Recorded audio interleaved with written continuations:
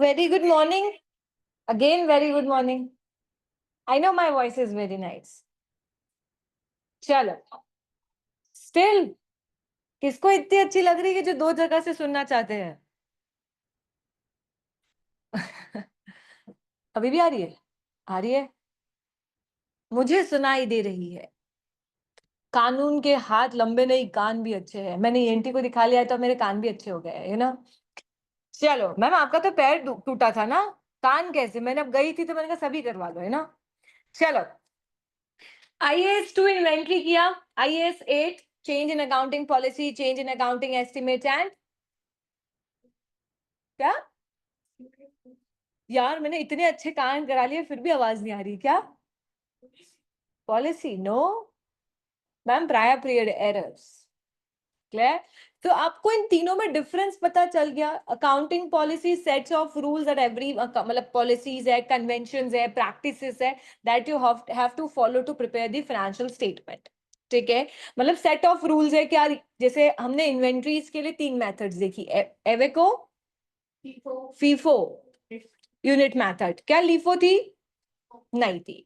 So ma'am एविको method, तो अगर एविको है तो मैम हम एविको से फीफो पे जा रहे हैं, तो this is I have to choose one accounting policy, no कि which method we should follow. ठीक है, so ma'am what do you mean by accounting estimates? Is not the policy that everyone has to follow, it's an estimate.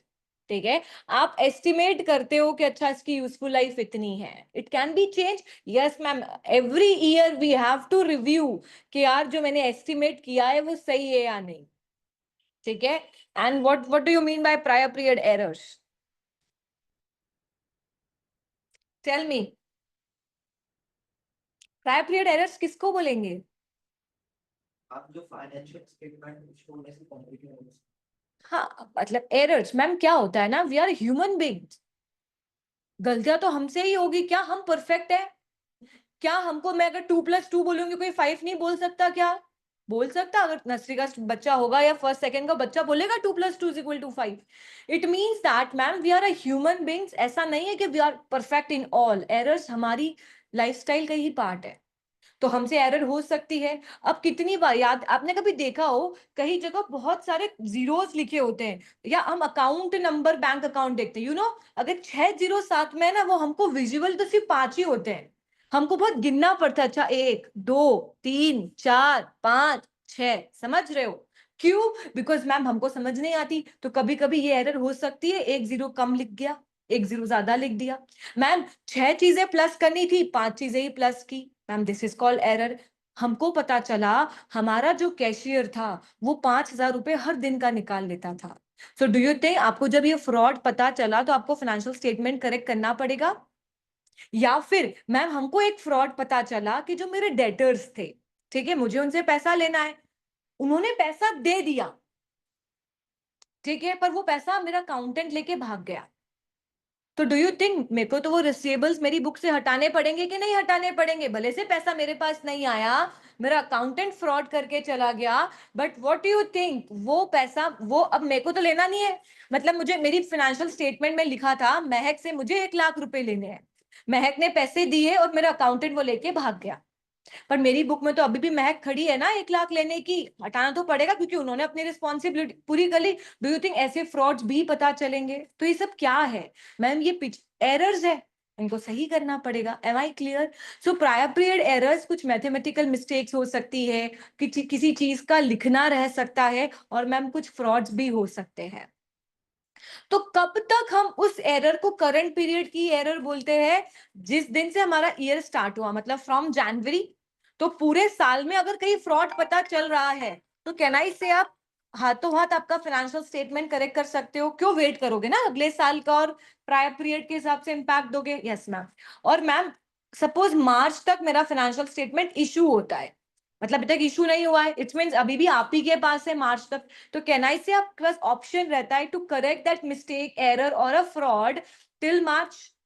क्योंकि once you distribute to the every shareholders, once you issue that financial statement, issue doesn't mean that कि सिर्फ आप respective 6 लोगों को इशू करोगे। Respect issue means that कि ma'am आप रजिस्ट्रार के पास, मैंने बताया था कंपनी को रजिस्टर्ड करना पड़ता है रजिस्ट्रार के पास, तो मैम जो फाइनेंशियल स्टेटमेंट है वो कंपनी के पास भी जाएगा, स्टॉक एक्सचेंज के पास भी जाएगा। मतलब आप एक बात सोचो, उनको तो उनके वेबसाइट पे डाल देना है, अब वो तो कोई भी यूज कर सकता है। रितोष को सीखना है तो रितोष ने उनकी कंपनी का फाइनेंशियल स्टेटमेंट खोला। तो अब एक बात सोचो, एक बार डिस्ट्रीब्यूट करने के बाद क्या उनके पास मौका मिलता है कि अब सही कर ले अपन कुछ? नहीं यार मैम, क्योंकि पता ही नहीं है ना कौन कौन यूज कर रहा है। मालूम पड़ा हमने सही कर दिया, रितोष को बता दिया, धीरज को बताना ही रह गया। तो ma'am once the financial statement issue, हम उस एरर को सही कर ही नहीं सकते। तो अब उस एरर को सही नहीं कर सकते, पर 1 जनवरी से नया साल भी स्टार्ट हो गया, तो उस साल के लिए वो एरर कौन सी कहलाएगी? Prior period error. मेरी बात समझ में आई? Yes ma'am. Ma'am change in accounting policy, उसका हम अप्लाइड कैसे करते हैं accounting policies? Retrospectively, prospectively? Change in method of depreciation from SLM to WDV. Is this change in accounting policies or estimate? Clear? Change in the fair value of the assets. Assets की fair value change की. Estimate और a policy? Estimate, क्योंकि fair value तो estimate कर रहे हैं ना। मैंने ये बोला क्या कॉस्ट मॉडल से फेयर वैल्यू मॉडल पे आए? नहीं, मैंने क्या बोला? फेयर वैल्यू नहीं लाए, मैंने एसेट्स की यूजफुल लाइफ को कैलकुलेट किया। एस्टिमेट और पॉलिसी? एस्टिमेट। मैं डेप्रीसिएशन पहले एडमिन में चार्ज करती थी, अब सेम डेप्रीसिएशन मैं सीओजीएस में चार्ज करती हूँ। पॉलिसी का चेंज कौन सा वाला? कैन आई से डेप्रीसिएशन इज एक्सपेंसेस, तो रिकॉग्निशन तो चेंज नहीं हुआ कि उसको एक्सपेंसेस से एसेट्स किया क्या? डेप्रीसिएशन का मेजरमेंट चेंज हुआ क्या? नहीं। कैन आई से उसका सिर्फ प्रेजेंटेशन चेंज हुआ, एक हेड से दूसरे हेड में दिखने लगा। Am I clear? जो मैंने पिछले अटेम्प्ट में बच्चों के साथ ऑब्जर्व किया, they are good at conceptual clarity, ठीक है, वो बहुत अच्छे, उनको कॉन्फिडेंट था अपने कॉन्सेप्ट पे, they can easily solve the numericals. But जहां थ्योरेटिकल बेस्ड थोड़े क्वेश्चंस आते थे, they found it difficult to solve, ठीक है। That's why I am asking to a varieties of questions in a theoretical way, ताकि आपका वो भी अच्छा स्ट्रांग हो जाए। Because I don't think so कि हम कॉन्सेप्चुअली तो लैकिंग नहीं फील कर रहे होंगे, प्लस जब हम प्रैक्टिकली क्वेश्चंस करते हैं तो हमसे, मैं ये नहीं बोल रही हूँ एट वन को आपसे 100 क्वेश्चन सॉल्व हो जाएंगे, बट समहाउ अगर हम 20 क्वेश्चंस कर रहे हैं तो करेक्शन की एक मतलब 60% हम सही कर पा रहे होंगे। मैं आपसे पूरे 100 का उम्मीद भी नहीं कर रही हूँ, आज 60 करोगे, एक बार रिविजन करोगे, 100% सही होने लगेंगे, ठीक है। और एग्जाम में तो हमको 80 ही चाहिए, पूरा 100 तो वैसे ही नहीं चाहिए, समझ रहे? मैम हमको 100 चाहिए हो तो अच्छी बात है, but it's a very huge demand, ठीक है। डन, आया समझ में? Yes ma'am. मैम IAS 2 की बात की थी मैंने, कॉल्ड इन्वेंट्रीज। मेजरली बिजनेस में 3 सेट्स ऑफ इन्वेंट्रीज होती है। Work in progress, raw material, finished. Finish compulsory है, सब में तीनों होना जरूरी है? नहीं, depends upon the nature of the business. Clear है? सो मैम हमको सबसे पहले तो हमको किस वैल्यू पे उस इन्वेंट्री को लिखना है? कॉस्ट। मैं अभी उसका वो नहीं बात कर रही हूँ, कॉस्ट और एनआरवी, हमको कॉस्ट निकालनी पड़ेगी। तो मैम अगर हम बात करें तो परचेज कॉस्ट होती है, मतलब cost of purchase which includes purchase cost, transportation cost. अगर मैंने फॉरेन से कुछ सामान मंगाया है तो उस पर इंपोर्ट ड्यूटी लगेगी, और लेस कर देते हैं कोई बल्क डिस्काउंट या हमको ट्रेड डिस्काउंट। मैंने आप लोगों को 2 तरह के डिस्काउंट पढ़ाए थे एफए में, trade discount and cash discount पढ़ाया था सक्षम? नो मैम, कोई बात नहीं, ट्रेड डिस्काउंट को माइनस करते हैं। Am I clear? Yes ma'am. पर मैम ये तो अभी फैब्रिक का परचेज हुआ, अब मैं उसको प्रोसेस कर रही हूँ, तो कैन आई से मुझे लेबर्स लगेंगे, मटेरियल्स लगेगा, बटन्स लगेंगे, ठीक है। और एक हमने पढ़ा था production overhead, it means all the direct expenditure तो हम ऐड कर देते हैं, बट कुछ ऐसे एक्सपेंडिचर्स है वो उसी की वजह से इंकर्ड हो रहे हैं, बट उसकी प्राइस में ऐड नहीं होते। जैसे मैम मैंने ये फैक्ट, अब जैसे मैंने आप लोगों को पढ़ाने के लिए प्रेमाइसेस रेंट पे लिया, डू यू थिंक आप ही को पढ़ाने के लिए लिया है? सिमिलरली कोई फैक्ट्री है जहां पे मैं गुड्स बनाती हूँ, अब मैं गुड्स बनाती हूँ, तो डू यू थिंक वहां का जो रेंटल लग रहा होगा, समहाउ उसका कुछ पार्ट तो उसकी कॉस्टिंग में जाना चाहिए? जाना चाहिए नहीं, तो विच इज कॉल्ड प्रोडक्शन ओवरहेड सिखाया था। तो मैम उसमें दो तरह का कैपेसिटी होती है, कैसी? एक तो मेरी नॉर्मल कैपेसिटी जो मतलब फिक्स्ड है कि ये मशीन 10,000 बैग्स बनाएगी एवरी ईयर, क्लियर। और एक होती है एक्चुअल कैपेसिटी, मतलब जरूरी थोड़ी है कि बैग की 10,000 है तो मेरी 10,000 ही बनेगी। मैम कम कैसे बनेगी? अरे यार स्ट्राइक हो गई, 2 महीना नहीं चला फैक्ट्री, नहीं बनाया कस्टमर ने, मतलब एम्प्लॉइज ने, लेबर्स ने, तब। तो मैम इन दैट केस हम प्रोडक्शन ओवरहेड को एक्चुअल कैपेसिटी से या नॉर्मल कैपेसिटी, किस कैपेसिटी से डिवाइड करते हैं? नॉर्मल। हमेशा कभी भी कंफ्यूज हो ना तो एक्चुअल को 1 मान लो और हम अज्यूम करो कि क्या 1 लाख रुपए एक बॉटल की प्राइस में ऐड करोगे? इतनी महंगी बॉटल तो मैम हम तो ना ले। सोने की बॉटल तो फिर भी कंसिडरेबल, अदरवाइज तो स्टील की बॉटल के लिए 1 लाख रुपए जो दे रहा है वो मेरी नजरों में मूर्ख है, ठीक है? मैं हमारी नजरों में भी है, क्लियर है? Yes ma'am. So ma'am this is the way to calculate the cost. अब मैम समवेयर कैसा होता है ना कि अभी तो आपको एक चीज दिख रही है, बट हम एक ही आइटम्स को वेराइटीज में, मतलब अलग अलग दिन खरीदते हैं तो वो अलग अलग प्राइस के साथ आता है। सो मैम कैसे क्लोजिंग स्टॉक का वैल्यूएशन निकालेंगे? तो हमने 3 मेथड सीखी थी, weighted average, FIFO and AVCO. AVCO नहीं ma'am, unit cost. Ma'am FIFO and AVCO हम यूज कर सकते हैं जहां प्राइस इंटरचेंजेबल है, मतलब इतना सिग्निफिकेंट डिफरेंस नहीं है। बट मैम जब यूनिट कॉस्ट यूज करते हैं तो क्या हम उनकी प्राइस इंटरचेंज कर पाते हैं? नहीं मैम, जस्ट लाइक कार्स का बिजनेस, नैनो बेची, क्या ओडी की प्राइस माइनस कर पाऊंगी? नहीं मैम, नहीं कर सकते ma'am, there is a huge difference in the prices, am I clear? तो दैट टाइप ऑफ बिजनेस मुझे कैसी अकाउंटिंग पॉलिसी चूज करनी पड़ेगी? That I have to maintain to calculate the closing stock by using unit cost method. Am I clear everyone? Yes ma'am. So ma'am ये सब जो भी हमने पिक्चर पढ़ी, दिस इज द ओनली, मतलब this is only to for the calculation of cost. Cost आ गई, then हम उसको कंपेयर किससे करते हैं? NRV, which is called net realisable value. इसका formula ma'am fair value minus cost to sell, वो तो जनरली सब में होता है, and minus cost to complete in case of WIP। क्योंकि हमेशा अपने दिमाग में रखना, वो ये नहीं पूछ रहा है कि आप पूरी इन्वेंट्री बन गई उसकी ही एनआरवी निकालो। आपके पास जैसी इन्वेंट्री जिस पोजीशन में है मुझे उसकी एनआरवी चाहिए। Suppose I am manufacturer of bottles, कुछ बॉटल्स पूरी बनी हुई होगी और कुछ बॉटल्स ऐसी बनी हुई होगी, तो मुझे एनआरवी किसकी चाहिए? पूरी बॉटल की कि इसकी? मैम इसकी चाहिए। तो अब इसकी चाहिए तो इसमें ढक्कन की या कैप की प्राइस ऐड नहीं करूंगी मैम, सामने जाऊंगी और कॉस्ट टू कंप्लीट पूरी एनआरवी जो मेरे को इसको बेच के निकलती है उसमें से अगर मैंने कैप की प्राइस माइनस कर दी, कैन आई से मुझे इसकी एनआरवी मिल गई? बात समझ में आई?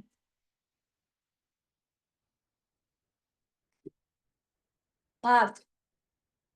सो ma'am in case of this हम cost minus fair value minus cost to sell and minus cost to complete in general in case of WIP। Am I clear everyone? किसी को डाउट यहां तक? No ma'am. तो ma'am अगर IAS 2 का सिर्फ crux देखे तो वो सिर्फ इतनी सी बात करता है, you have to value the closing inventories at cost और NRV whichever is lower. क्या उसका कोई लॉस बुक करना होता है? नहीं करना होता। जैसे ही आप वैल्यू कम कर दोगे अपने आप लॉस और प्रॉफिट बुक हो जाता है, करके दिखाया था। ओके मैम, कल एक नया IAS पढ़ा था विच is called IAS 41, which is called, तो मैम ये जनरली उस टाइप के बिजनेस है जो डेयरी फार्म्स चलाते हैं, फिशिंग बिजनेस चलाते हैं या फिर पोल्ट्री फार्म्स चलाते हैं। तो मैम अभी तक हमने सीखा मशीन्स खरीदी तो मशीन्स की अकाउंटिंग सीख ली, हमने सीखा इंटेंजिबल एसेट्स होती है उसकी अकाउंटिंग सीख ली, but cows, buffaloes, hens, fish, इनकी अकाउंटिंग कैसे की जाती है, which we understand under IAS 41 agriculture. Ma'am it means that agriculture में वही एनिमल्स और वही प्लांट्स और उन्हीं चीजों की बात की जाएगी which is use for the agriculture purpose. जैसे आप वॉचमैन डॉग को ये नहीं कर सकते कि ma'am this is cover under the IAS 41, क्योंकि वॉचमैन डॉग का क्या एग्रीकल्चर पर्पस के लिए है? नहीं है। बात आप लोगों को समझ में आई? Yes ma'am. So ma'am IAS 41 कौन से टाइप ऑफ किसको कवर करता है? दो टाइप ऑफ थिंग्स को। वेरी गुड बात ma'am, biological acids and agriculture produce at the time of harvest. What do you mean bye biological acids? Ma'am living plants and animals, जो living beings plants है and animals है। तो ma'am ये दो तरह की, क्योंकि अगर हम वीट की खेती देखें, क्या वो लिविंग प्लांट्स है? यस मैम है। तो मैम हम जनरली बायोलॉजिकल एसिड्स को दो कैटेगरीज में क्लासिफाई करते हैं, कंज्यूमेबल और बियरर। अब मैम कंज्यूमेबल्स कैसे होते हैं? लाइक फिश फार्मिंग, आप फिश से फिश नहीं बनाते हो, आप फिशेस इकट्ठी करते हो और उनको मार्केट में सेल करते हो। Yes ma'am. फिर मैम सेकेंड होती है वीट की खेती या कोई भी ग्रेन्स की, वो उगते हैं, आप उनका पूरा बेस खत्म करते हो, उसके बाद कोई बाय प्रोडक्ट बचता है क्या? नो मैम, सिर्फ गेहूं वीट ही मिलता है। क्लियर है?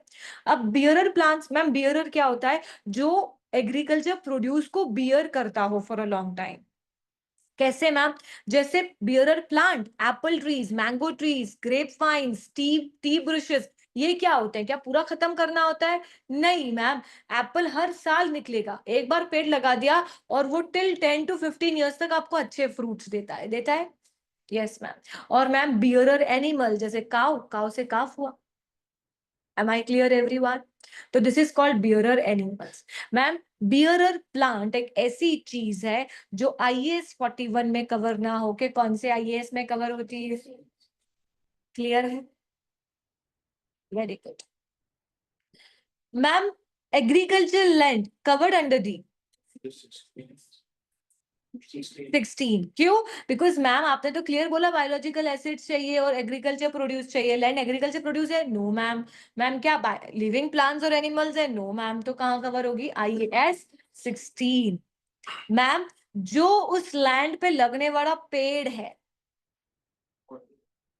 41, मैम उसी लैंड पे लगने वाली वीट की खेती वीट की खेती 41, क्यों? मैम कंज्यूमेबल है। और मैम आप कंज्यूमेबल तो आपने बाइफरगेट किया, कहना इसे एग्रीकल्चर प्रोड्यूस है। At the point of harvest जैसे ही तोड़ेंगे वो हुआ, और सब गेहूं को साफ करके एक जगह पे बोरी में भर के उनको बेचने के लिए रख दिया, तो IAS 2 लग गया। बात समझ में आ रही है? Yes ma'am. मैम तो हमको ये तो समझ में आया। फिर मैम एग्रीकल्चर बायोलॉजिकल जो भी एसिड्स है, मतलब बियरर प्लांट्स, उनको किस वैल्यू पे, बियरर एनिमल सॉरी, किस वैल्यू पे इनिशियली हमारी बुक्स में रिकॉर्ड किया जाता है?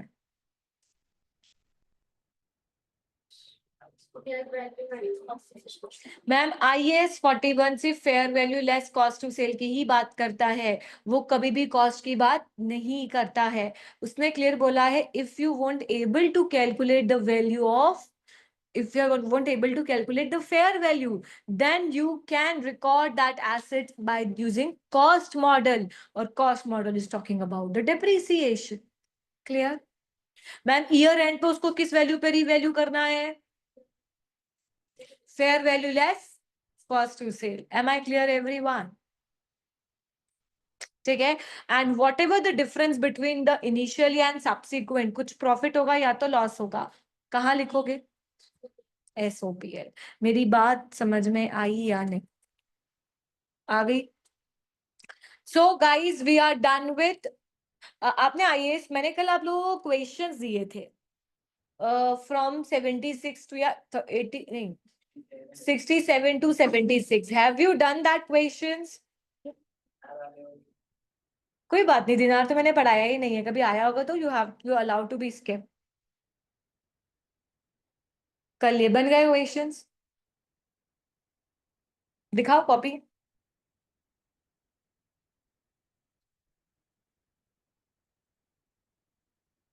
महंगी हो क्या? हर्ष महंगी हो क्या? मैं महंगी दिख रही हूँ क्या? मैं आपको देख रही थी क्या? आप ही को देख रही थी ना? नहीं, not talking about the copy, करा या नहीं करा? वापस तो कल अटेंड नहीं कर क्लास, क्यों, कहीं के राजा हैं क्या अपन? कल को डर ही नहीं।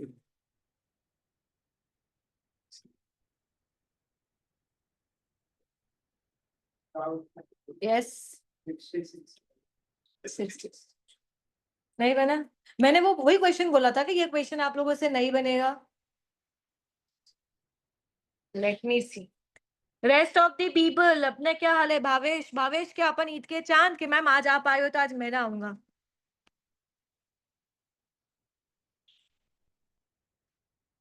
विकसित, यस मैम। अपने को समझ में आया जो भी कल डिस्कशन किया? एक बार गो थ्रू किया घर जाके? अभी जो यस रिवीजन मैम। के अभी जो रिवीजन किया सबके आंसर्स आते थे? 67 to 73 के आ गए, लेकिन जो IS2 इन्वेंट्री के क्वेश्चंस उसके नहीं बन पा रहे हाँ थे वो मेरे। तो आपसे बनेंगे नहीं ना विकसित, अपन ने किया ही नहीं है। बाकी रेस्ट बाकी रेस्ट सब आ गया था, और करेंसी एक्सचेंज के भी क्वेश्चंस आ गए थे। Okay, very good. Neeraj, yes ma'am, कल लिए थे कल सारे क्वेश्चंस। कर लिए थे। मैंने आप लोगों से एक बहुत हम्बल रिक्वेस्ट किया है, once you done with the questions in your copy, you allowed to capture the photo and send it to me for my reference कि यार आप कर रहे हो। बिकॉज इट इज, देखो एक चीज ध्यान रखना, आप मुझसे झूठ भी बोलोगे ना कि मैम मैंने करके लिया है या कर लिया है, देखो मेरे को नहीं पता चलेगा कि आपने किया या नहीं किया। ठीक है, मेरे लिए every student is my studious student. ठीक है, पर ये ध्यान रखना रिजल्ट बता देगा। तो आपको वो क्लैरिटी रिजल्ट के टाइम पे चाहिए हो कि यार मैं चीटिंग कर रहा था, मैंने करे नहीं क्वेश्चंस, बस मैम को हाँ हाँ कर दिया। मैं लिटरली बता रही हूँ, आपको ये जो गिल्ट है ना, ये आपको 1 महीने बाद ही रियलाइज हो जाएगा कि उस समय कर लेते तो कम से कम समझ में आ जाता कि क्या नहीं आ रहा है। मैं आगे बढ़ गई और फिर मेरे को वापस आप लोगों ने बोला कि मैम वो टॉपिक नहीं समझ में आया, या किसी रिस्पेक्टिव, जैसे किसी रीजन से सर ने लिया सेशंस, किसी भी रीजन से 1-2 सेशन सर ने लिए और आपने सर के सामने बोला कि मैम ने ये पढ़ाया था और हमको समझ में नहीं आया, तो आई विल मेक श्योर कि वो आपको कभी समझ में ना आए। मैम धमकी दे रहे हो क्या? नहीं, धमकी नहीं दे रही हूँ, आपको एक चीज रियलाइज करा रही हूँ कि please try to be studious. मतलब आप लोगों को आधा घंटा लगता होगा, एक बात बताओ, मैं जो भी कॉन्सेप्ट आपको डिलीवर करती हूँ, क्या मैं बहुत स्पीड से पढ़ा रही हूँ? क्या मैं एक दिन में इतना सारा पढ़ा देती हूँ कि हमको घर पे पढ़ने का टाइम नहीं मिलता? नहीं मैम। और क्या आपको घर पे जाके उस कॉन्सेप्ट को पहले समझने में एफर्ट्स लगते हैं कि नहीं मैम? आप नोट्स देती हो, आप जो पढ़ाती हो एक बार गो थ्रू करते हैं, हमारा काम हो जाता है। सो गाइस, मेरे साथ चीटिंग कर लोगे चलेगा, अभी 14 तारीख को रिजल्ट आ रहा है, अब देख लेना क्या सबकी ईमानदारी सबके साथ है। मैं किसी का रिजल्ट चेंज नहीं कर सकती, बट मैं आपको इतना अश्योर करती हूँ कि अगर आपने वो पैटर्न फॉलो किया जो व्हाट आई एम सेइंग, तो आप फेल तो नहीं होंगे। रिकॉर्डिंग हो रही है, आप करके देख लो। क्या चलो मैम आपकी आपके हिसाब से पढ़ के देखते, अगर फेल हो गए तो फिर आप बताना, मैं बता रही हूँ गारंटी आप फेल नहीं होंगे। एफर्ट्स करोगे तो फेल कैसे होगे? पेपर टफ ही नहीं लगेगा। एग्जाम पेपर इसलिए बच्चा फेल नहीं होता है कि आता नहीं है, बच्चा बिखर जाता है पेपर में इसलिए फेल होता है। डर नहीं रहेगा। आप ना एक बार, आपका अगर घर ऊपर नीचे हो, जिसके घर में स्टेयर्स हो, 5 राउंड बहुत भागते हुए स्टेयर्स के लगाना, और फिर कोई पढ़ी हुई चीज भी पढ़ना, कोई भी, या फिर न्यूज़पेपर का आर्टिकल, हिंदी तो हमको पढ़ना आती है, तो हम जब भी न्यूज़पेपर का आर्टिकल पढ़ते होंगे हमको एक बार में समझ में आता है या नहीं आता है? आप एक बार 5 स्टेप्स, मतलब 5 राउंड ऊपर नीचे बहुत स्पीड से लगाना और इंस्टेंटली पढ़ने बैठना, तो आपको रियलाइज होगा कि आपका ब्रेन प्रोसेस नहीं करता है। इवन जो चीजें बहुत इजी लिख रही है, हमको नॉर्मली समझ में आ जाती है, हम प्रोसेस नहीं कर पाते। क्यों नहीं कर पाते? बिकॉज हमारा ब्रेन हमारी हार्ट बीट और ऑक्सीजन को कंट्रोल कर रहा होता है। तो इन द एग्जाम्स अगर हम बहुत कॉन्फिडेंटली गए कि चाहे कैसा भी क्वेश्चन हो, मुझे कॉन्सेप्ट आता है, मेरी प्रैक्टिस है, पैनिक नहीं होगे। और पैनिक नहीं होगे तो ब्रेन तो अपने आप प्रोसेस करेगा। आपको अभी रियलाइज नहीं हो रहा है, बट आप जब करोगे ना आगे तो आपको फील आएगा कि यार सही बात है यार, 1 घंटा एक्स्ट्रा लगता है मैम के साथ, कर लो क्वेश्चंस, तो आपको एग्जाम में लोड ही नहीं रहेगा। और मैं गारंटी ले रही हूँ फेल तो कोई कर, एफआर जैसे सब्जेक्ट में कोई कैसे फेल करेगा बताओ? क्या है, न्यूमेरिकल है, थ्योरेटिकल सब्जेक्ट होता है तो फिर भी यार चलो उसके हिसाब से, एक्सपेक्टेशन के हिसाब से आंसर नहीं लिखा। न्यूमेरिकल है, क्या करेगा? या तो हाँ होगा या तो ना होगा जवाब। न्यूमेरिकल में फेल होने की क्या प्रोबेबिलिटी है? बस क्या चाहिए? न्यूमेरिकल में प्रैक्टिस चाहिए और क्वेश्चन पढ़ने की कैपेबिलिटीज चाहिए कि हम बहुत वाइजली क्वेश्चंस पढ़ें। एग्जामिनर डेट में रुलाएगा, लिख के रख लो। नहीं हो तो जिन्होंने एफआर के पेपर दिए उनसे पूछ लेना, एग्जामिनर सिर्फ कहां से टफ क्वेश्चन करेगा यार, कोई कॉन्सेप्ट रिवैल्यूएशन का गेन ओसीआई में ही जाना है तो वो ओसीआई में ही जाएगा ना, आपको ये तो पता है। पर वो कैसे करेगा, डेट में खेलेगा, वो बीच ईयर में रिवैल्यूएशन करेगा। तो आपको कैरिंग वैल्यू कहां तक की लानी पड़ेगी, बीच में। तो डू यू थिंक आपका ओसीआई का गेन चेंज हो गया? सिर्फ वो डेट्स पे ही खेलेगा, कुछ नया ला ही नहीं सकता। कॉन्सेप्ट नॉर्मल है तो क्या लाएगा नया। चलो गाइज, मैं बार बार इसलिए बोल रही हूँ कि I really wanted you to understand the importance कि why I am forcing you to कि प्लीज मेरे साथ कर लो। क्योंकि नहीं आएगा तो होगा क्या, आप मेरे पास आओगे और मेरे पास आओगे तो मैं आपको और अच्छे से उसको एक्सप्लेन कर पाऊंगी। क्योंकि हर स्टूडेंट की कैपेबिलिटीज अलग होती है, एक को बहुत इजीली समझ में आ जाता है हर चीज और एक को नहीं आता है। तो आप एफर्ट करो, समझाने का काम मेरा है। कौन बोलेगा कि लाओ डाउट मैं करने को तैयार हूं, मैं सॉल्व कराऊंगी, मैं कराऊंगी सॉल्व। हमको क्रिस्टल क्लियर होके जाना है। एग्जाम में एटीट्यूड यही होना चाहिए कि भाई तू फेल करके दिखा दे, मेरे को सब आता है तो फेल कैसे करेगा। चलो क्वेश्चन नंबर कौन सा बोला आपने? 166 भी नहीं बन रहा था। सबके ही नहीं बन रहे, देखे यार भैया ये ऐसा कैसा क्वेश्चन है ये। कौन सा रेजर वाला? ये क्वेश्चन नंबर है क्या 66 आपकी बुक में भी? नहीं तो कौन सा है?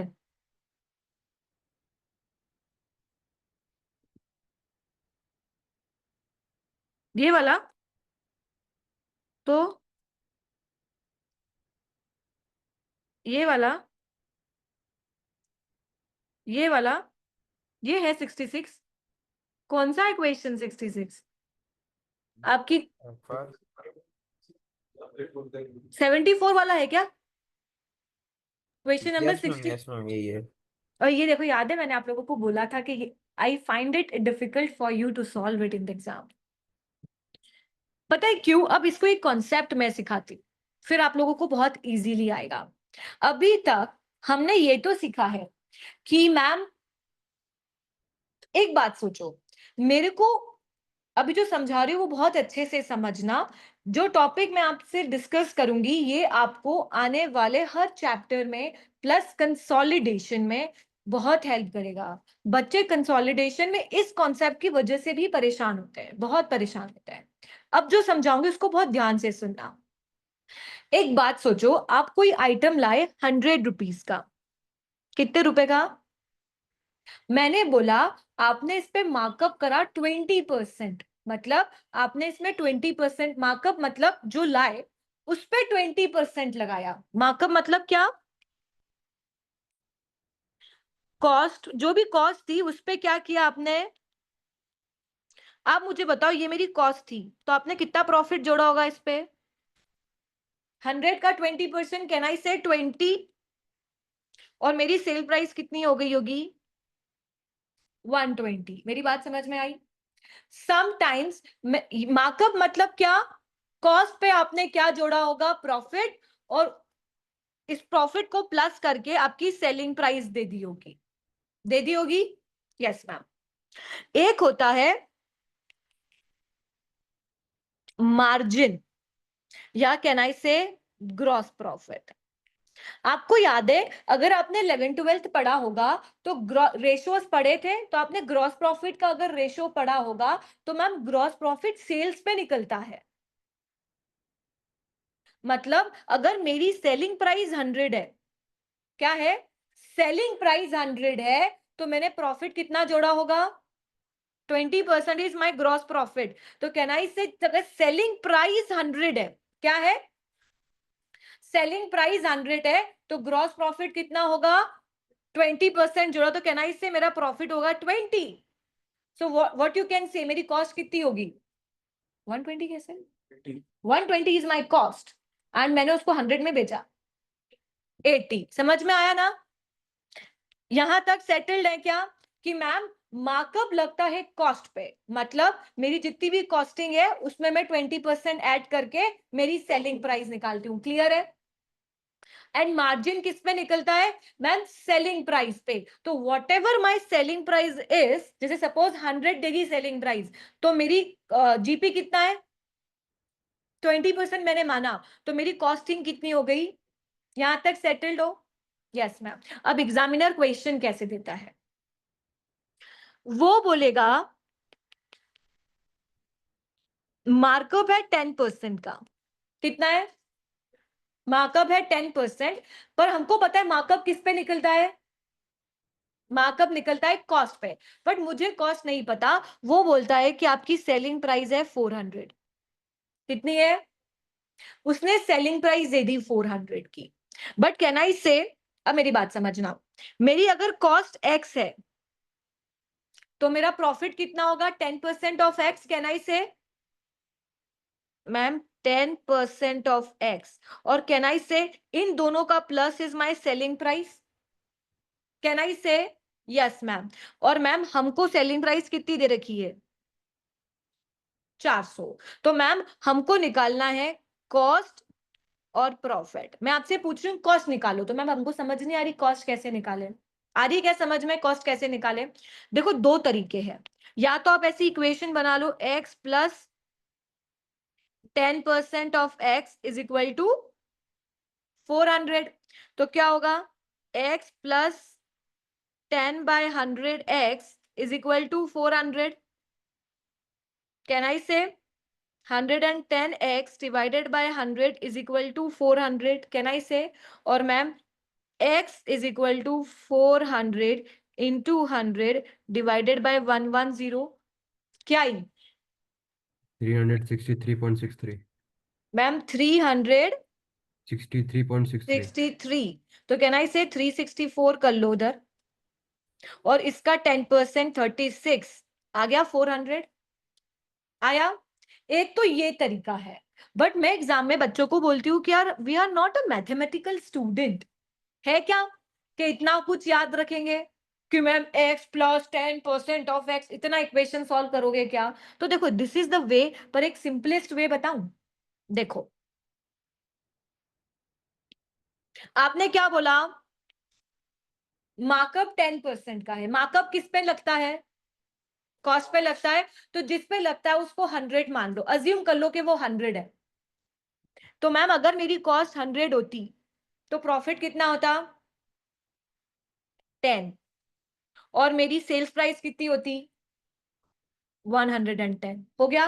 अब मान लो कि मैम ये जो 400 है ये 110 के बराबर है, तो मैम सिंपल सा 400 110 के बराबर है, तो मेरी कॉस्ट 100 के बराबर होगी क्या, तो मैम इसको 100 से मल्टीप्लाई कर दो, तब भी आपका 364 ही आएगा। और देखो अल्टीमेटली यही तो हुआ, 400 डिवाइडेड बाय 110 मल्टीप्लाई बाय 100, बात समझ में आई? आप उसके सामने किसी को इक्वल मान लो, तो अगर मैंने 400 को 110 के बराबर मान लिया तो मेरी कॉस्ट 100 के बराबर होगी, यस मैम। और मैम मैंने 400 को अगर 110 के बराबर मान लिया तो मेरा प्रॉफिट 10 के बराबर होगा क्या, लॉजिक बैठा क्या पार्थ?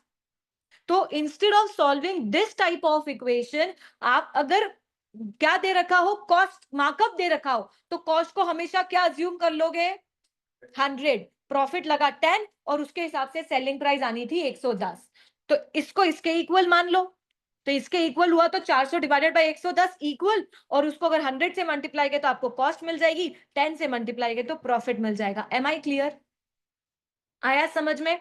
अब सिमिलरली उल्टा चलो, मैम मुझे ग्रॉस प्रॉफिट मार्जिन दे रखा है, कितना 10%, ठीक है, और मैम मेरी कॉस्ट दे रखी है 300, कितनी दे रखी है 300, मार्जिन सेलिंग प्राइस पे लगता है कि कॉस्ट पे, सेलिंग प्राइस पे लगता है, पर मैम हमको तो कॉस्ट दे रखी है, तो आप फॉर्मूला तो ये होता है cost plus profit is equal to selling price, दे क्या रखा है तो डाटा डाल लिया। अब हमको किस पे लगता है मार्जिन, किस पे लगता है सेलिंग प्राइस, तो हम किसको 100 मानेंगे इस बार, तो अगर मेरी सेलिंग प्राइस 100 है तो मेरा प्रॉफिट कितना हुआ होगा? 10% का 10 और कॉस्ट कितनी हो गई होगी? 90। तो अब मैं ये 300 को किसके बराबर मान लूंगी?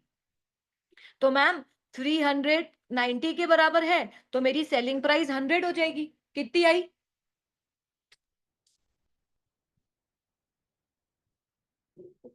हाँ, 333 कैसे आएगी? हाँ, 333। ठीक है। और मैम यही मेरा, अब लगाओ 333 का 10% 33 हो गया आपका मैच।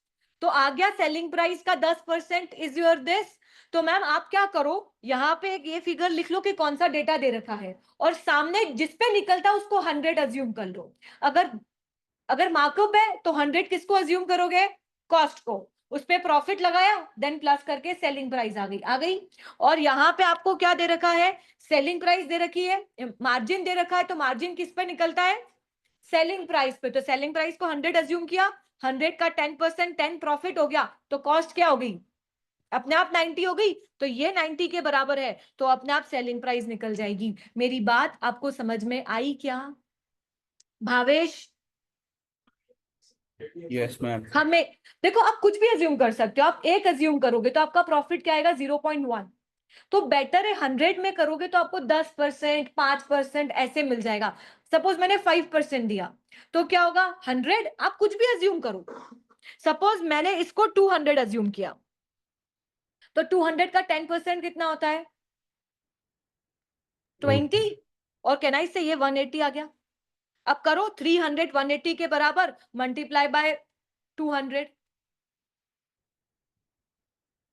आया 333। तो आप अज्यूम कुछ भी करोगे चलेगा, बट आपको अज्यूम क्या करना है? उसके ऊपर प्रॉफिट अज्यूम करना है। मैम 200 है तो 200 का 10% 20। तो सबसे बेस्ट है 100 को अज्यूम करो।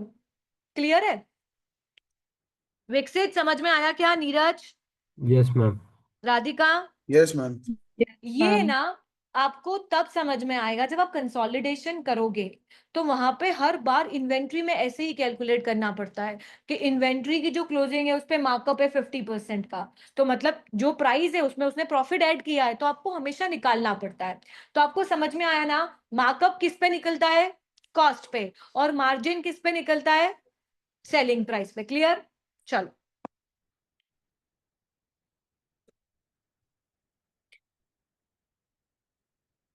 on 30th September 2004, Razor's closing inventories was counted and value at its cost of 1 million. आपकी बुक्स ऑफ अकाउंट में आपकी क्लोजिंग इन्वेंट्री की वैल्यू कितनी आ रही है?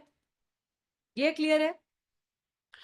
This include some item of inventories. चलो बाइफरगेट करें। कितने की इन्वेंट्री बोली? 1 मिलियन की टोटल इन्वेंट्री की वैल्यू है। उसमें बोला this include some item of inventory which had cost of 2,10,000। Can I say ये बाइफरगेट हो गई, 2,10,000 की अलग हो गई, बाकी रिमेनिंग कितनी बची? 790, ये अलग हो गई। ठीक है। हैड बीन डैमेज, मतलब ये वाली कौन सी हो गई? डैमेज्ड हो गई। तो कैन आई से एनआरवी निकालनी पड़ेगी, तभी मालूम पड़ेगा which ever is lower. Yes ma'am. 15 September 2004, these are not expected to achieve their normal selling price। मतलब अगर हम इसको बेचने जाएंगे तो जो नॉर्मल हम इस इन्वेंट्री को जिस प्राइस पे बेचते हैं उस प्राइस पे नहीं बेच पाएंगे। क्लियर है? which is calculated to achieve gross profit margin 30%। मतलब कैन आई से उसने बोला है कि इस इन्वेंट्री को जिस भी प्राइस पे बेचते हैं उस पे प्रॉफिट कितना होता है? वो भी जीपी पे, मतलब सेल्स पे निकाला गया प्रॉफिट होता है। क्लियर है? Yes ma'am. The sale of this goods will be handled by the agent. Agent handle करेगा इस सेल ऑफ द गुड्स को, who sell them 80% of normal selling price। Can I say we need to calculate the normal selling price? क्यों? क्योंकि वो बोल रहा है normal selling price जब आप निकालोगे वो उसको कौन सी कैपेसिटी पे बेच पाएगा? उसके 80% पे बेचेगा। क्लियर है? And charge a commission of 25% which I say cost to sell. Clear है? तो first we need to calculate the normal selling price. Can I say मेरे पास कॉस्ट है, क्लियर? मैम इस पे हमको प्रॉफिट पता नहीं है और नॉर्मल सेलिंग प्राइस हमको ये पता है कि 30% पे निकलेगी। तो if are assuming my normal selling price is 100, तो प्रॉफिट कितना? 30% बोला है क्या जीपी का? तो मैम प्रॉफिट इज 30, तो मेरी कॉस्ट कितनी हो गई? 70। डू यू थिंक ये जो कॉस्ट है ये 70 के बराबर है? निकालो सेलिंग प्राइस कितनी आई। मैम 2,10,000 डिवाइडेड बाय 70, ये मेरी कॉस्ट की वैल्यू है, और मल्टीप्लाई बाय 100 कर देंगे, कैन आई से मेरी सेलिंग प्राइस आ जाएगी। कितनी आई मैम? 3 लाख, और 3 लाख का 30% 90,000 is my profit. Can I से आज अगर मैं सब कुछ अच्छा हो रहा होता सब कुछ, तो मैं ये वाली इन्वेंट्री को नॉर्मली 3 लाख रुपए में बेचता हूं। Am I clear everyone? आ गई भावेश? Yes ma'am. आया? तो मैम यहां तक क्लियर है। तो मैम अब ये वाली वर्किंग को अपन थोड़ा सा साइड कर दें। अब मेरी नॉर्मल सेलिंग प्राइस कितनी है? 3 लाख रुपए निकल गई कि अगर कुछ खराब नहीं होता तो मैं कितने में बेचता? 3 लाख। पर उसने बोला है कि एजेंट कितने में बेच पाएगा? 80% of normal selling price. Can I say for calculate of NRV, expected selling price is 3 lakh का 80%? Yes, ma'am. Ma'am, for calculation of NRV, expected selling price होगी मैम 3 लाख का कितना?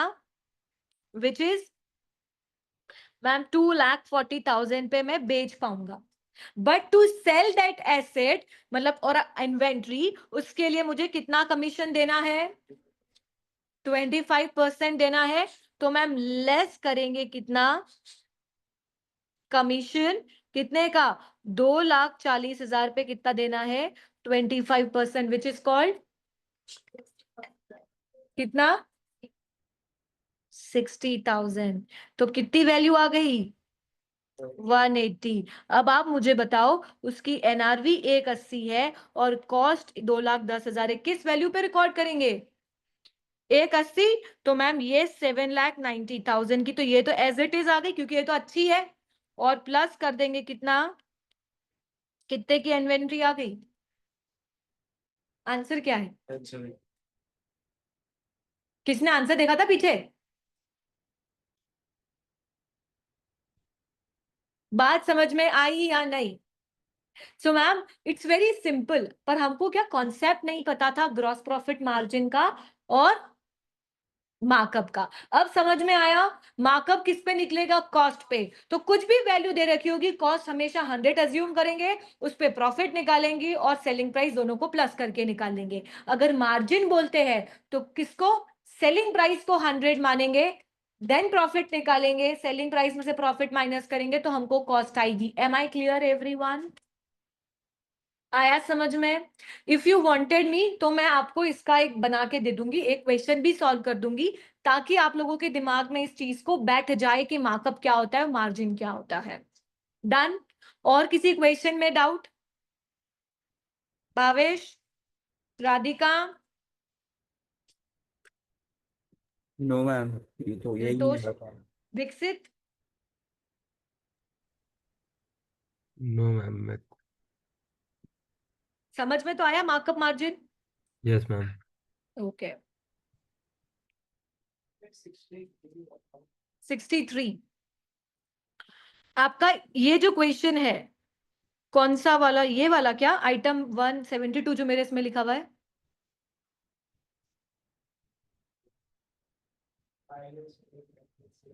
ये वाला IS to inventory specify expenses.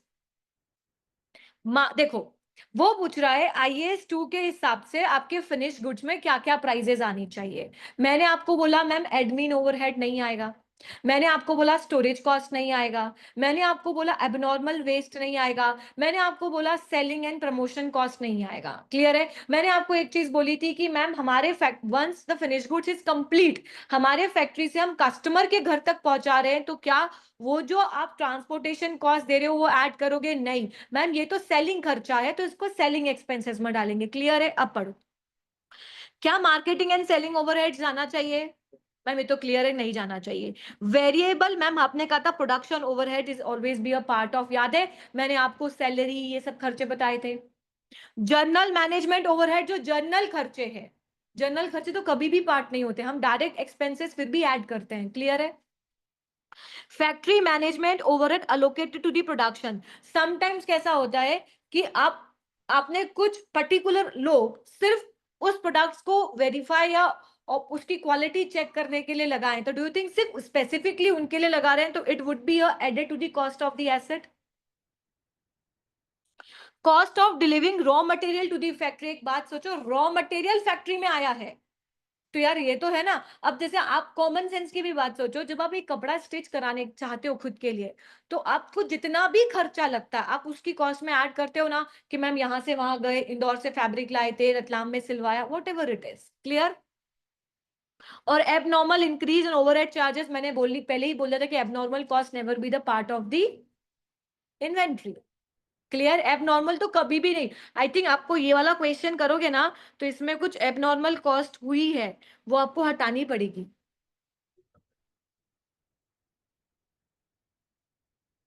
Clear everyone? और किसी question में कुछ डाउट अपने को?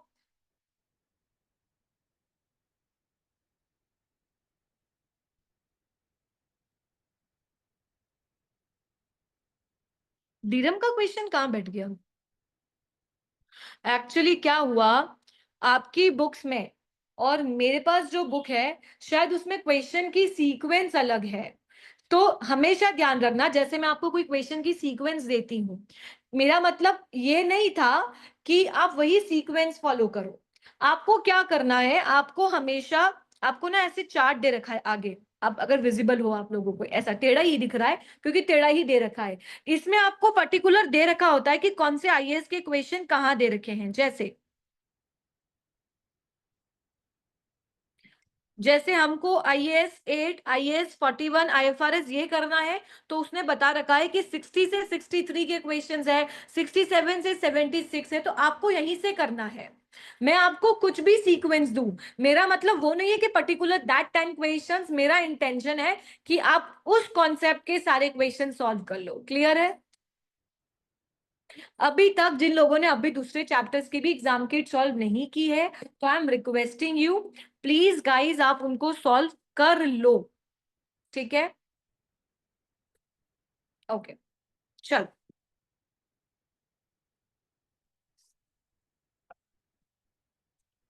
कल कौन सा आईएफआरएस स्टार्ट किया था?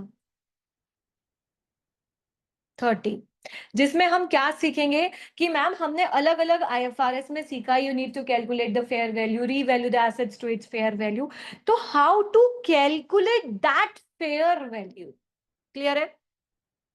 सो ma'am fair value doesn't means that कि आज मैं मार्केट में ये फोन खरीदने जाऊंगी तो मुझे किस प्राइस पे मिलेगा। मैम आज जिस भी कंडीशन में ये फोन है, इसको मार्केट में बेचने जाऊंगी तो किस प्राइस पे ये सेल होगा, क्लियर है। आज अगर मार्केट में इस फोन को बेचने जाऊंगी तो सेल होएगा। अब यार क्या हुआ, कुछ जैसे आप फाइनेंशियल कंडीशन अच्छी नहीं है, उस रीजन से उसको इस फोन को बेच रही हूँ, या मुझे पैसों की, मुझे नशे करने की आदत हो गई, डोंट बी, हाँ, बट कुछ गलत हैबिट्स लग गई, उसके लिए मैंने ये फोन बेच दिया। सो डू यू थिंक जो ये फोन जिस चीज का वर्थ रखता होगा, पर मुझे तो पैसे चाहिए, तो मैंने इसको क्या सस्ते भाव में बेच दिया होगा कि यार भाई 4,000 तो 4,000 दे पर पैसा दे, होता है ऐसा। तो मैम क्या ये फेयर वैल्यू हो गई है इस फोन की 4,000? नहीं। तो कैन आई से मैम हमको ऑर्डिनरी ट्रांजैक्शन देखना है, जो नॉर्मल कोर्स ऑफ बिजनेस में खरीदा और बेचा गया है, मन नहीं मजबूरी में बेचा गया काम नहीं, जो actual normal course of business में बेचा गया हो, कैन आई से ऑर्डिनरी ट्रांजैक्शन। आप समझना, फेयर वैल्यू की डेफिनेशन में चार वर्ड्स, चार जो इंपॉर्टेंट वर्ड्स है वो क्या है। पहले तो सेल, कि हम इस एसेट्स को बेच के जो प्राइस रिसीव करेंगे, क्लियर। किसको बेचेंगे? मार्केट पार्टिसिपेंट को बेचेंगे, जो एक एंटिटी वाला नहीं कि धीरज जिस प्राइस पे खरीदेगा वही मेरी फेयर वैल्यू होगी, नहीं। Normal market participant, entity specific price नहीं होती है, एंटिटी स्पेसिफिक मतलब कि यार आज कैशिफाई कितने में खरीद रहा है, वो तो entity specific. Normal course of business में नॉर्मली कितने प्राइस में जा रहा है, क्लियर है? सो मैम क्या होगा, ऑर्डिनरी ट्रांजैक्शंस होना चाहिए बिटवीन मार्केट पार्टिसिपेंट। 3 वर्ड्स समझ में आए? Sale, ordinary transaction, market participants and measurement date. मतलब जिस दिन चाहिए उसी दिन का लेना। मालूम पड़ा आज टीसीएस की प्राइस चाहिए, 1 साल पहले जाके देख लेगा टीसीएस की क्या शेयर प्राइस चल रही थी। लाइव स्टॉक एक्सचेंज चाहिए पर 1 साल पुरानी वाली। वर्थ है क्या? जिस दिन की चाहिए एट मेजरमेंट डेट उसी दिन का निकालना। बिकॉज यू नो मैम, आज प्रॉपर्टी भी बहुत फ्लक्चुएट होती है। 1 महीने पहले किसी लैंड की वैल्यू देखना और आज एक महीने बाद देखना, डिफरेंस विजिबल होगा। क्लियर है? इवन कितनी बार तो ऐसा होता है अपन कोई फाइनल करके भी आते हैं कि हाँ ले लेंगे। गोल्ड ही देखो ना, आप किसी को आज बोलो मालूम पड़ा कल 1 लाख के पार। तो मैम एट जिस दिन आपको चाहिए उस दिन की प्राइस। और कैन आई से दिस इज एग्जिट प्राइस? बोलो, अगर मैं सेल करके निकलूंगी तो एग्जिट ही है कि एंट्री है? आप तो छोड़ के निकल रहे हो, खत्म। तो मैम एग्जिट प्राइस कहलाती है। तो मैम ये तो समझ में आया, this is be called fair value. किसको फेयर वैल्यू बोला जाता है? पर ma'am how to calculate that fair value? समझ में आ गया मैम? सेलिंग प्राइस है, ऑर्डिनरी ट्रांजैक्शंस होना चाहिए, पर्टिकुलर किसको बेचना है, मार्केट पार्टिसिपेंट्स को बेचना है, और डिटरमाइन। पर मैम निकालेंगे कैसे? सो मैम आप जब फेयर वैल्यू निकालते हो तो वो 3 लेवल्स दे रखे हैं।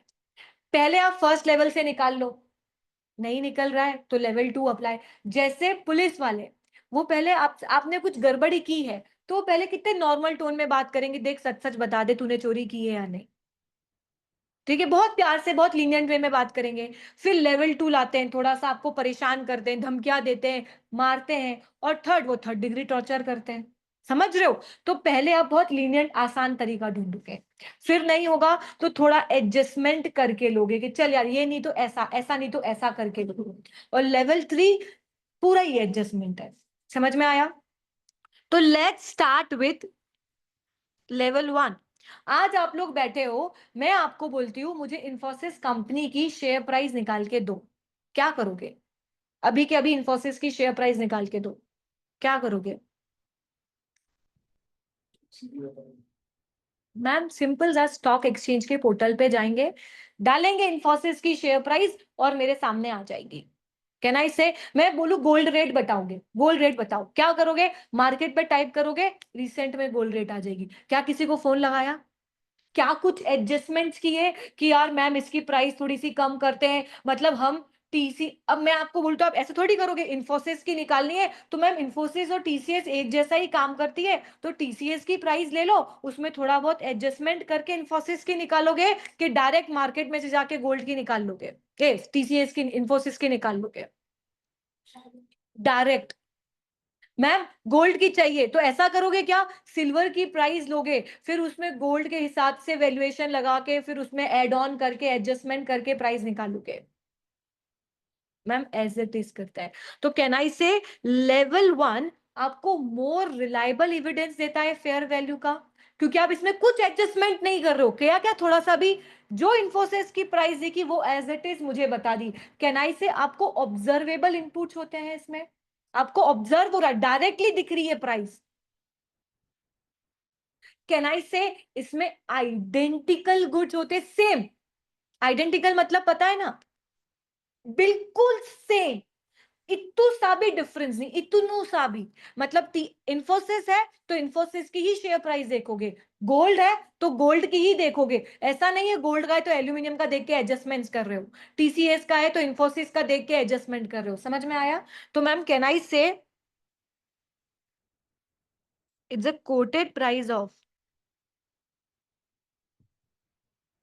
आइडेंटिकल गुड्स, मतलब एग्जैक्ट। कैन आई से उसमें अपने को डायरेक्ट ऑब्जर्वेबल इनपुट होते हैं, इनपुट्स मिलते हैं, डायरेक्ट ऑब्जर्व होता है आपको। क्लियर है?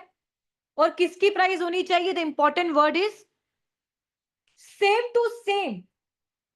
क्लियर है? मेरे यहाँ पे अगर व्हीरपूल का एसी लगा है तो मुझे व्हिर्लपूल का वही मॉडल की वही एसी की दिख तो सेम प्राइस चाहिए। ऐसा नहीं है कोई हायर मॉडल लेके, जैसे मेरे पास आईफोन 15 है तो अब ऐसा नहीं करूंगी कि आईफोन 16 में लेके इसकी एक थोड़ी फीचर्स की वैल्यू कम करके कुछ एडजस्टमेंट करके फिर वैल्यू निकालूंगी। आईफोन 15 है, एग्जैक्ट आईफोन 15 की वैल्यू निकालूंगी। Am I clear everyone? तो आइडेंटिकल मतलब इतना सा भी डिफरेंस नहीं होना, डिक्टो same model, same manufacturing, same सब कुछ। क्लियर? इसका बेस्ट एग्जांपल क्या है? Share price. So do you think आपको सबसे बेस्ट एविडेंस तो यही, अगर आपको एग्जैक्ट सेम प्राइस पता चल जाएगी तो फिर इससे बेस्ट क्या है? तो कहना इससे सबसे बेस्ट तरीका होता है, बेस्ट रिलायबल, जिसपे आप आंख बंद करके बोल सकते हैं तो बिल्कुल ही सही होगा, कहना इसे लेवल 1 होता है। कहना इसे। अब बात करें लेवल 2 की। जरूरी है क्या सब ऐसे ही होंगे जिनके आइडेंटिकल गुड्स मार्केट में मिल ही जाएंगे? जरूरी नहीं है। और मैम जो भी आप प्राइस निकाल रहे हो वो कौन सा मार्केट होना चाहिए? Active market. एक्टिव वहां पे जहां फ्रीक्वेंट बाय और सेल हो रहा होगा। तो do you think same good, मतलब सेम आईफोन 15 फ्रीक्वेंट बाय और सेल हो रहा है, तो आपके लिए बेस्ट बेस्ट तो वही है कि आपको ऐसी प्राइस मिल जाए? बोलो हाँ या ना। अब आता है लेवल 2। अब क्या हुआ, वो आइडेंटिकल गुड्स नहीं बचे, क्या हुए? सिमिलर नेचर के हैं, मतलब थोड़ा सा चेंज। मतलब कैसे? देखो,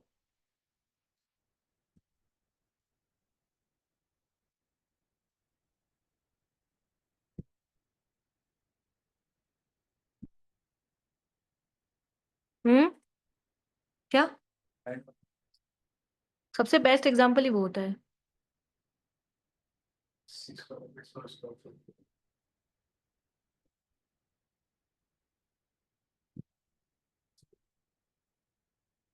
ये दो प्लॉट है एक कॉलोनी में, आपको इनमें डिफरेंस क्या दिख रहा है? एक बड़ा है, छोटा है, और कुछ डिफरेंस दिख रहा है क्या? ऐसा दिख रहा है कि कुछ अलग से बना हुआ है, कुछ नया है? मैम सिर्फ डिफरेंस ये है साइज अलग अलग है। Can I say they are not identical, but can I say they are similar? They are not identical but they are similar. Identical मतलब इतू सा भी डिफरेंस नहीं आना। सिमिलर है मैम, सिर्फ साइज का डिफरेंस है, बाकी सिमिलर है। तो कैन आई से quoted price of similar goods? Can I से? अब सोचो, आपने आप अब एक कॉलोनी में थे, ये आपने देखा कि ये वाला प्लॉट 100 स्क्वायर फीट का है और ये है 80 स्क्वायर फीट का। क्लियर? कल परसों में ही ये प्लॉट $200,000 में सेल हुआ। क्या देखा आपने? एक्टिव मार्केट मिला आजकल में ही, ये प्लॉट $200,000 में मिला, सेल हुआ। तो कैन आई से आप इस 200 को 100 से मल्टीप्लाई करके मल्टीप्लाई बाय 80 करके आपकी प्राइस निकाल सकते हो। आप सोचो एक ही जगह है, सब जगह फेसिंग भी सेम है, ईस्ट फेसिंग, मतलब कुछ भी डिफरेंस नहीं है। बस डिफरेंस क्या है?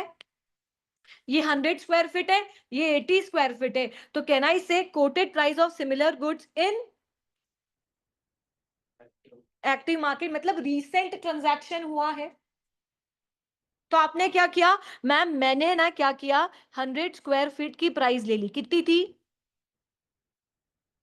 200, और इसमें से लेस कर दिया 20 स्क्वायर फीट की प्राइस, कितनी हो गई मैम? 2 लाख थी, और इसको 100 से मल्टीप्लाई किया 20, कितनी मल्टीप्लाई माइनस कर दी? तो कैन आई से मेरा 80 स्क्वायर फीट अराउंड उसकी फेयर वैल्यू $1,60,000 होगी। तो मैम कैन आई से फर्स्ट वाले में हम थोड़ा सा भी एडजस्टमेंट नहीं करा, किया क्या? इस वाले में थोड़ा एडजस्टमेंट कर लिया। ठीक है, अगर एक बात सोचो, वो आपको पर स्क्वायर फीट की प्राइस दे दे, सपोज पर स्क्वायर फीट कितना हुआ? 2000 हुआ क्या? अब बोले कि 80 स्क्वायर फीट की निकाल लो, तो कैन आई से 160 स्क्वायर फीट 80 की हो जाएगी। मैम यहां तो हमको एडजस्टमेंट नहीं दिख रहा कि 2 लाख है, 40 माइनस क्या, but do you think it's a similar goods, not a identical good? Yes और नो? सिमिलर है कि आइडेंटिकल है? सिमिलर है, तो सिमिलर हमेशा कौन से लेवल पे आता है? भले से आप 200 में से 40 करके 160 निकालो, या फिर पर स्क्वायर फीट प्राइस निकाल के इसको 80 से मल्टीप्लाई कर दो, दिख नहीं रहा है कि एडजस्टमेंट हुआ है, बट सिमिलर गुड्स कौन से वाले लेवल पे आते हैं? लेवल 2। क्लियर है मैम? अब और क्या मैम? अभी तो आपने बोला एक्टिव मार्केट है, अरे नहीं बिका कल परसों में ऐसा घर, नहीं बिका, जरूरी है क्या कल परसों में बिका ही होगा? मैम इनएक्टिव मार्केट भी हो सकता है, हमारे फोर फादर ने 20 साल पहले खरीदा था, अब वहां तो पूरी कॉलोनी डेवलप हो गई, अब कोई खरीद बेच नहीं रहा है, तो हमको एक्टिव मार्केट तो नहीं मिल रहा है, मतलब कभी कभार वाला, कहना इसे इनएक्टिव मार्केट मिल रहा है। मैम ये भी तो हो सकता है,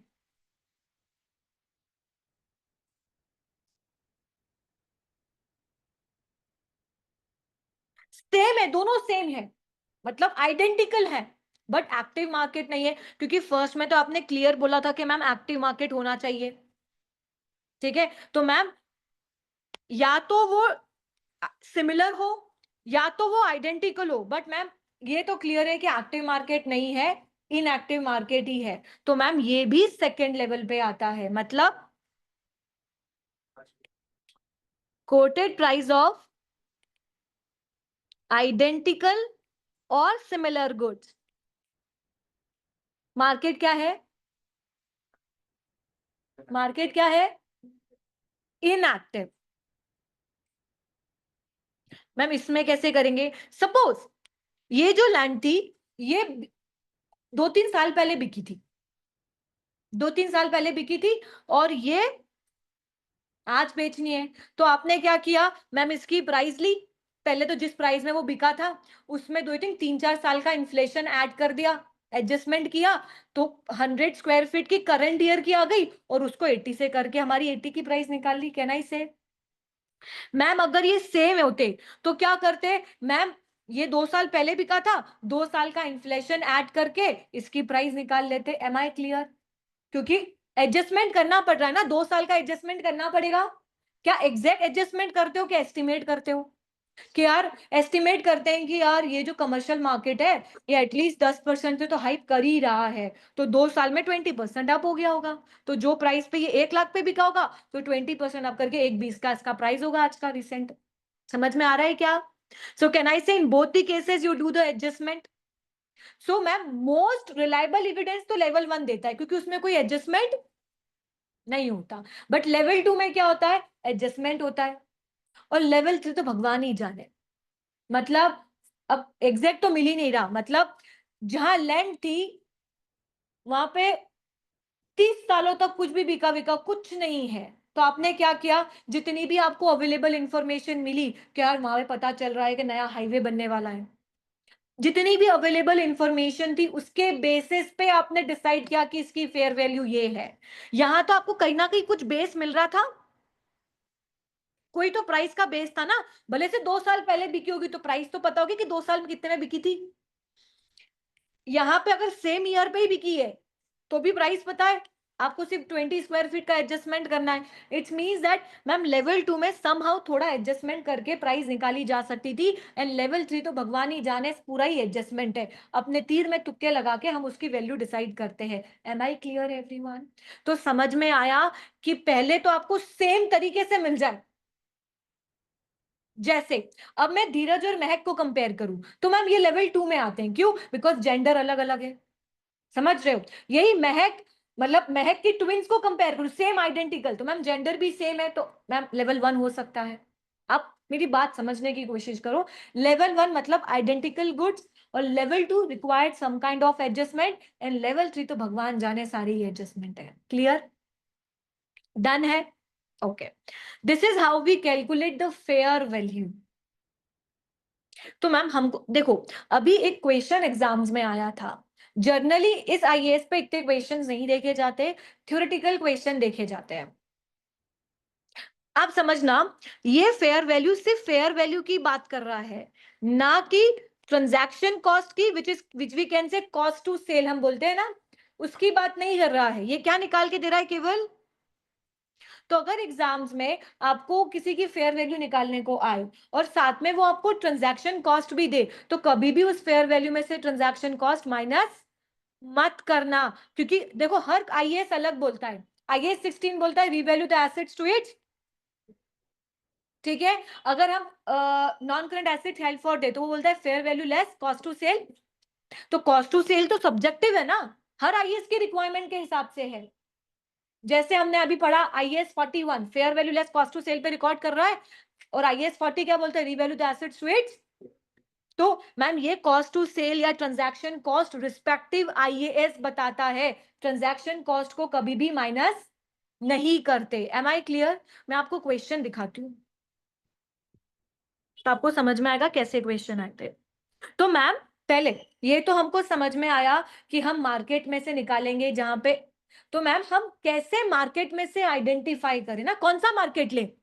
हम इंदौर के मार्केट को बेस माने, पुणे के मार्केट को बेस माने, अहमदाबाद के मार्केट को, सूरत के, तो आप उस मार्केट या उस कंट्री को बेस मानोगे जहां पे क्या होंगे,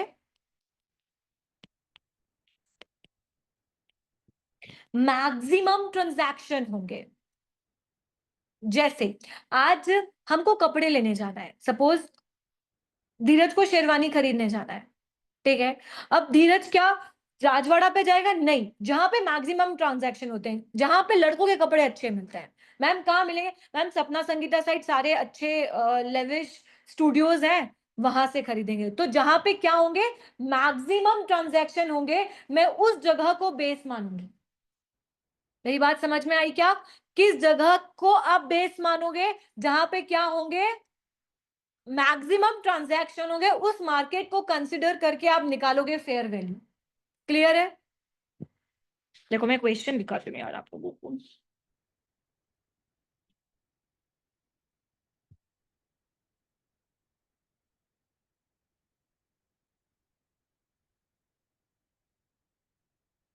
अब वो क्या बच्चों ने स्क्रीनशॉट्स भेजे थे, एक मैं मेरे फोन से स्क्रीनशॉट शेयर करके बताती हूँ। हाँ ये ये वाला अनमोल ने भेजा हुआ है हाँ साथ में। नहीं, सचिन ने भेजा था मुझे। कोई कुछ बोला क्या?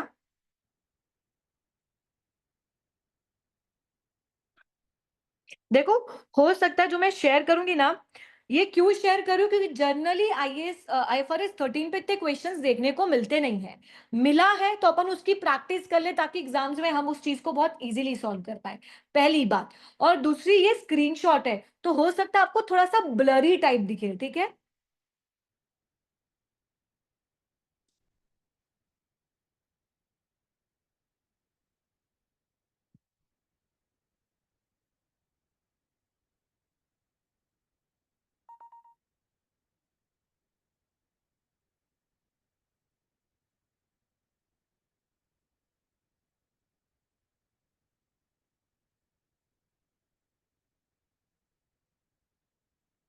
ये देखो क्वेश्चन थोड़ा सा भी विजिबल है क्या अच्छे से?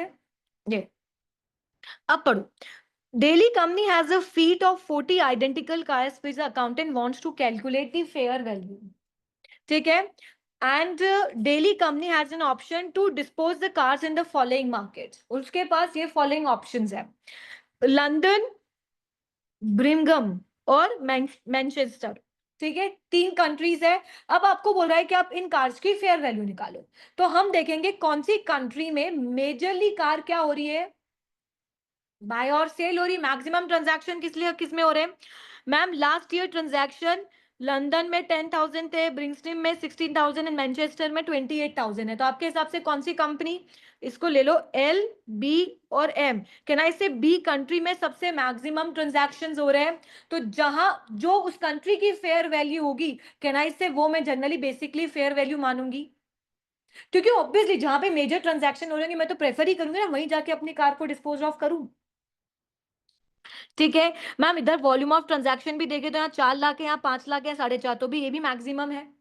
तो उसने बोला उस कंट्री की फेयर वैल्यू कितनी थी, दे रखा है सेल्स प्राइस पर व्हीकल, कि अगर बेचने जाओगे तो इतने में बिकेगी, कितने में, 3,500। मैम ट्रांसपोर्टेशन कॉस्ट दे रखी, ट्रांजैक्शन कॉस्ट, क्या ट्रांजैक्शन कॉस्ट को माइनस करेंगे? नहीं, ट्रांजैक्शन कॉस्ट मतलब कॉस्ट टू सेल, वो रिस्पेक्टिव आईएएस में जाती है, पर ये जो ट्रांसपोर्टेशन कॉस्ट है ना, ये माइनस करना पड़ता है, तभी उस प्राइस को आप अचीव कर सकते हो। तो whenever you need to calculate the fair value, आप ट्रांजैक्शन कॉस्ट को माइनस नहीं करते हो, पर कौन सी कॉस्ट को माइनस करते हो? कितना है? तो आपकी वैल्यू कितनी आ गई? तो ma'am the principal market highest number of transaction कौन से हुए? Highest number of transaction country B, and fair value minus transportation cost, तो आपकी फेयर वैल्यू कितनी हो गई? 3400। ट्रांजैक्शन कॉस्ट को माइनस मत करना, वो कॉस्ट टू सेल कहलाता है, वो रिस्पेक्टिव आईएएस बताता है। Am I clear everyone? थोड़ा समझ में आया? तो अब आप मुझे बताओ, which level gives you more reliable evidence to calculate the fair value? Level 1. Level 1.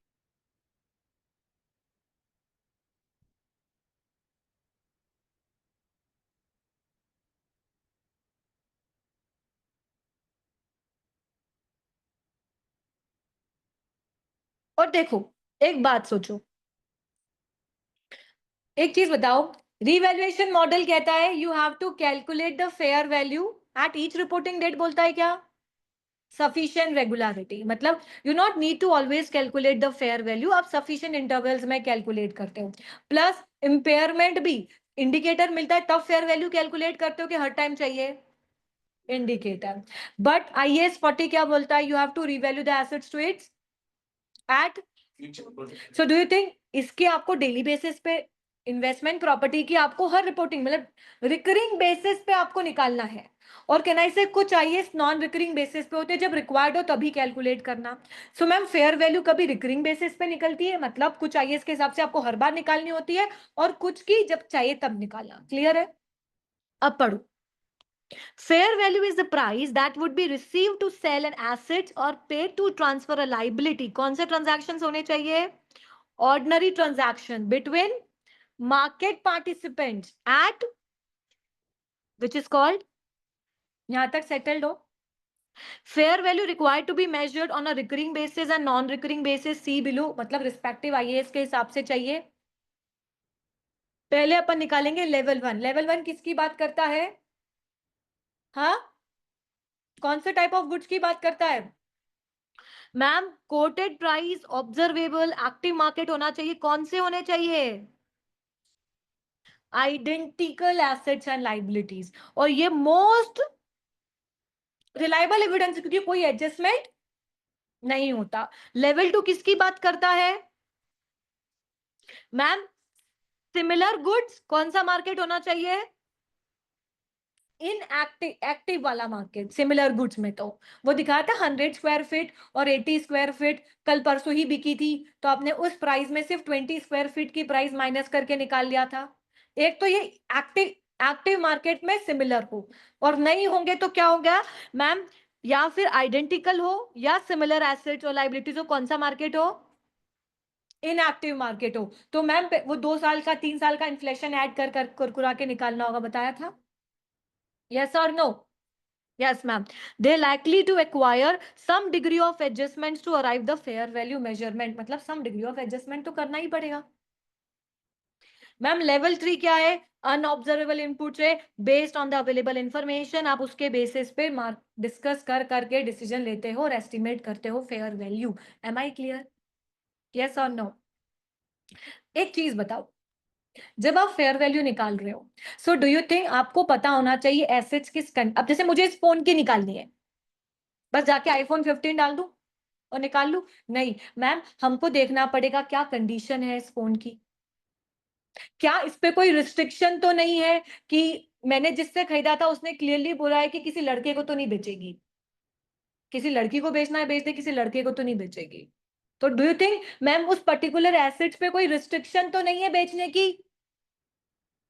अब मैंने कैशिफाई ढूंढा केरल का और मैं बैठी हूँ इंदौर में, सो डू यू थिंक मेरा एसेट किस लोकेशन पे, क्योंकि आप डू यू थिंक इतनी दूर मुझे उसको फोन भेजना है, वो मुझे भेजेगा वापस पैसा, तो do you think there is आपको तो कैन आई से जब भी हम एसेट्स का फेयर वैल्यू निकालते हैं तो उसकी कंडीशन कैसी है, उसकी लोकेशन क्या है, उसकी रिस्ट्रिक्शन तो नहीं है, वो सब चेक करना पड़ेगा कि नहीं जो मर्जी आ उसको बेच दो, नहीं ना।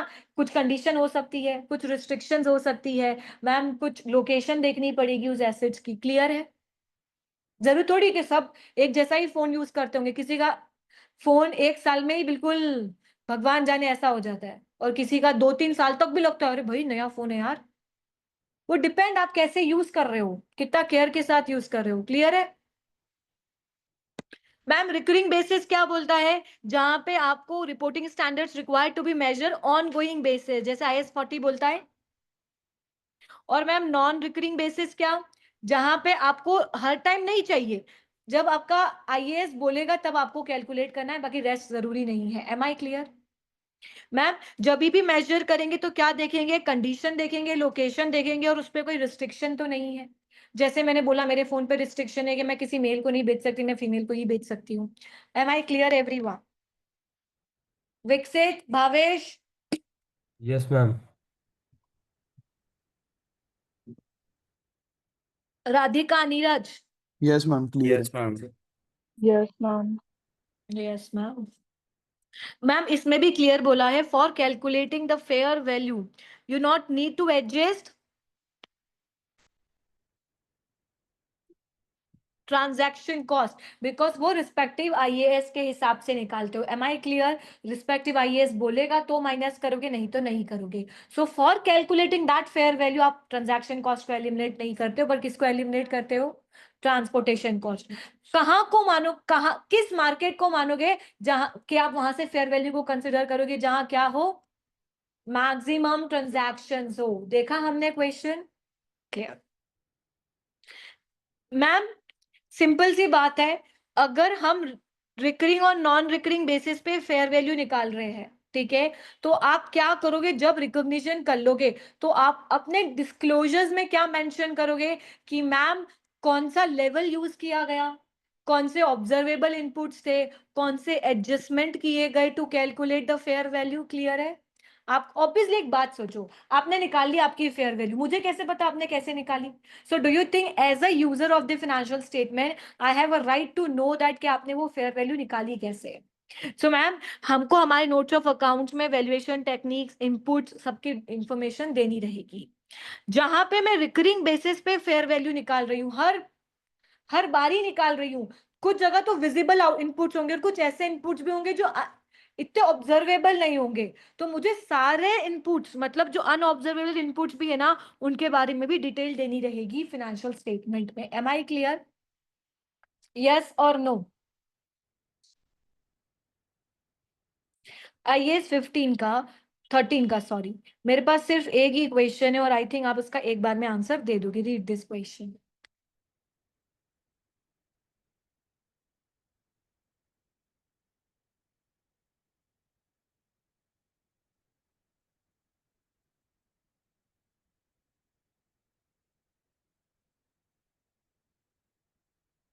Option B.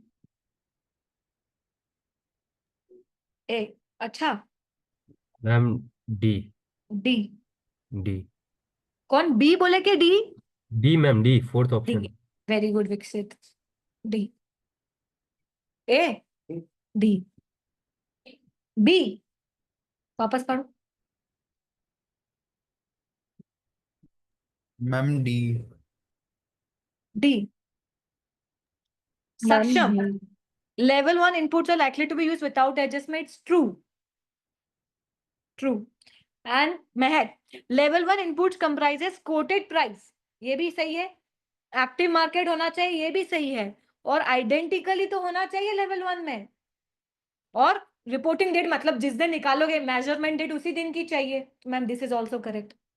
Level 3 inputs are based on best information available, ये तो सही है कि बेस्ट इंफॉर्मेशन अवेलेबल उसके बेसिस पे लेवल 3 होता है। बट क्या ये मोर रिलायबल एविडेंस है? मतलब लेवल 3 आपको लेवल 1 2 से भी अच्छा लेवल 3 लग रहा है क्या? कौन सा सही लगता है? लेवल 1 लगता है ना most reliable. Ma'am this is correct, this is incorrect, answer is D. Am I clear everyone? किसी को सी तो नहीं लग रहा? No.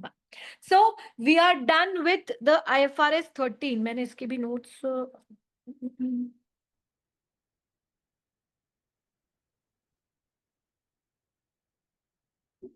ठीक है।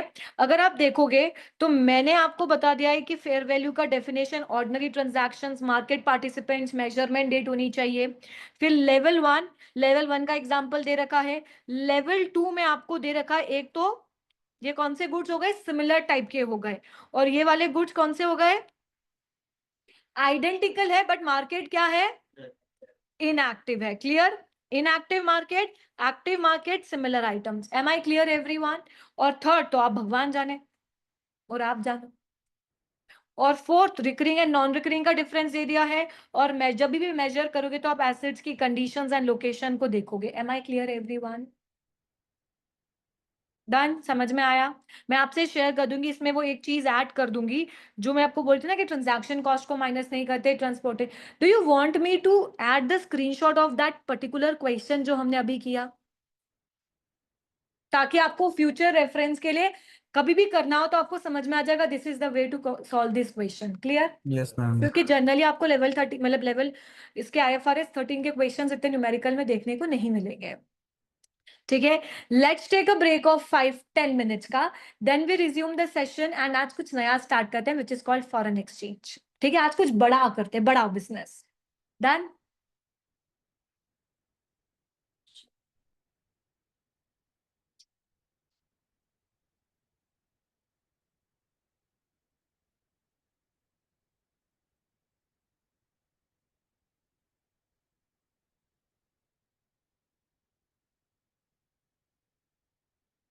पता ही नहीं चला टाइम इतना हो गया।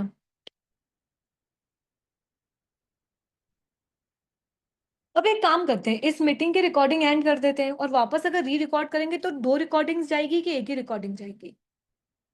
तो एक ये चैप्टर खत्म हो गया, फिर एक नया उसका नया स्टार्ट कर देंगे। पक्का 2 रिकॉर्डिंग जाएगी ना? बट सर तो ऑफ कर देते, तो लिंक ही ऑफ कर देते, नई लिंक भेजते थे। अच्छा, तो ऐसा कर लेंगे, I don't mind at all. तो इसको वाइंड अप ही कर दूंगी।